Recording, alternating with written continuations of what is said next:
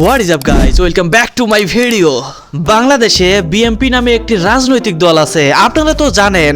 সেই রাজনৈতিক দলের নেতাকর্মীদের অদ্ভুত অদ্ভুত কথাবার্তা এই ভিডিওতে রিয়েক্ট করতে চলেছি। Let's react to the video. আসসালামু আলাইকুম। ওয়ালাইকুম আসসালাম। সালামের জবাব দিন আগে। ধানের শীষের ভোটাররা কেমন আছেন আপনারা? ভালো, আপনারা ভালো আছেন? আলহামদুলিল্লাহ। মুরব্বিরা কেমন আছেন? আপনারা ভালোই, কিন্তু মানে এডিট করছে কেমন আছেন? অসাধারণ। ভালো আছেন নে? মা বোনেরা কেমন আছেন? হাই হাই, মিস করতেছি ওবায়দুল কাদের দাদা।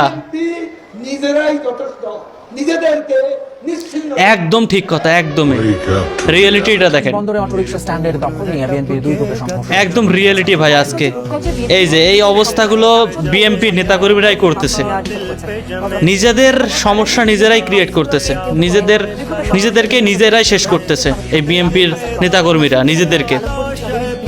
ভাই ক্ষমতায় না এসে এরকম যদি করে, আর ক্ষমতা আসার পর কি রকম করবে চিন্তা করছেন কখনো? এটা খুবই আনএক্সেপ্টেড। বিএনপির এই দেখেন কি অবস্থা, এত নিউজ হয়েছে।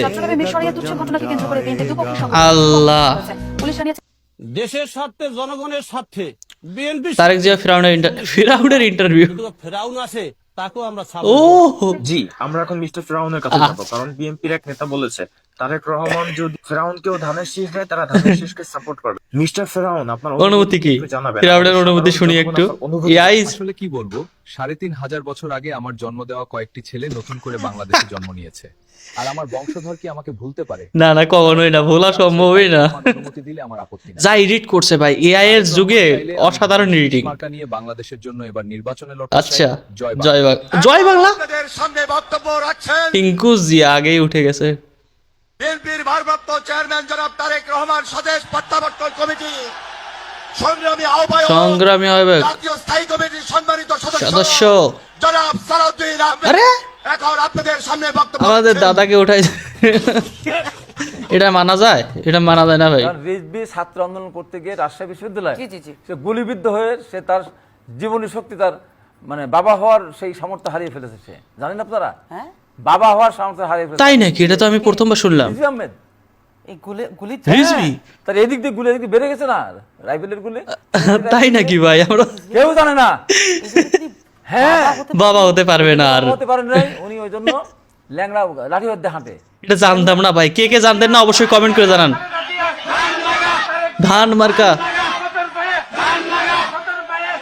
ধানের শীষে অভিনব প্রচারণা, অস্থির।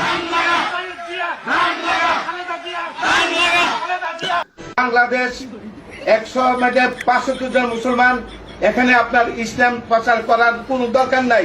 যদি পারেন, ভালো চান, আমরা যদি এটা হলো ঘোষণা কথা। দেই, তাহলে ঢাকা শহরে জামাতের প্রার্থী রাস্তায় নামতে পারবে না। সেটা জামাত হোক বা ভাই, 17 বছর কোথায় ছিলেন আপনারা? আমরা ভেসে আসি নাই। 17 বছর কই ছিলেন? 17 বছরের ত্যাগ রয়েছে, আমাদের বহু ভাইদের রক্ত রয়েছে, তারা কোথায় ছিল? আন্তরিকভাবে আমি আহ্বান জানাবো, সোশ্যাল মিডিয়াকে সরাসরি ঘুষের অফার দিলেন মির্জা আব্বাস। চেষ্টা করবেন আমার জন্য কিছু কাজ করার জন্য। যদি কিছু হ্যাঁ ঠিক আছে, কাজ করতে হবে ভাই, কাজ করেন। যদি কোনো সাহায্য সহযোগিতা লাগে, বাসায় আসবেন, কথা বলবেন, ইনশাআল্লাহ। রাজধানীর আজিমপুর ডাইরেক্ট ঘুষ। কবরস্থানে চাঁদাবাজির অভিযোগে বিএনপির এক নেতাকে গ্রেফতার করেছে এই বিএনপি নেতাকর্মী সেথায় চাঁদাবাজি করতেছে ভাই। মানে কবরস্থানকেও ছাড়ে নাই। চিন্তা করছেন কখনো? গ্রেফতার করে আজিমপুরে চাঁদাবাজি অভিযোগে হস্তান্তর বিএনপি নেতা গ্রেফতার। জানা যায় আজিমপুর কবরস্থানের ঠিকাদার সুমন চৌধুরীর কাছে আরমান মিয়ার নেতৃত্বে একটি চক্র 5 লাখ টাকা চাঁদা দাবি করে। আরে আল্লাহ, সারা জীবন তিনি আমাদের সেই কবর থেকে শুয়ে খালেদা জিয়া কবর থেকে নেতৃত্ব কিভাবে দিবে ভাই? তারেক জিয়ার পেয়ারা চুরি খেয়েছি। হ্যাঁ বলেন, আপনি বলেন, এই যে মাইকটা নেন। হ্যাঁ বলেন, এই যে মাইকটা ধরেন। ভাইয়া, আপনাকে আমি ছোটকালে দেখেছি। আচ্ছা, আপনাদের যখন পেয়ারা গাছ ছিল, হ্যাঁ পেয়ারা গাছ ছিল। আমি অনেক পেয়ারা চুরি করে খাইছি, আমাকে ক্ষমা করে দিবেন।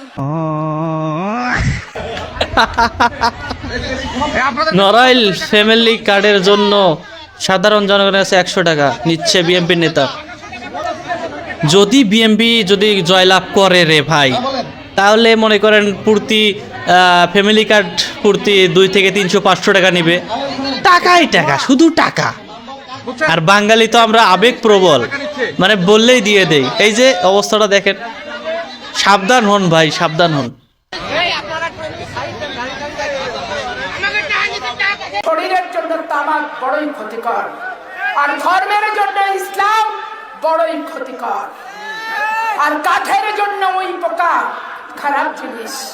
আপনি সব কিছু নিয়েই কথা বলেন, আমাদেরকে গালি দেন, মারেন, কাটেন, আমরা কিচ্ছু বলবো না, কিন্তু আমাদের ইসলাম নিয়ে কখনো কটূক্তি করবেন না, সাবধান হয়ে যান। তো গাইজ, ভিডিও কেমন লাগলো অবশ্যই কমেন্ট করে জানান, আর লাইক এন্ড সাবস্ক্রাইব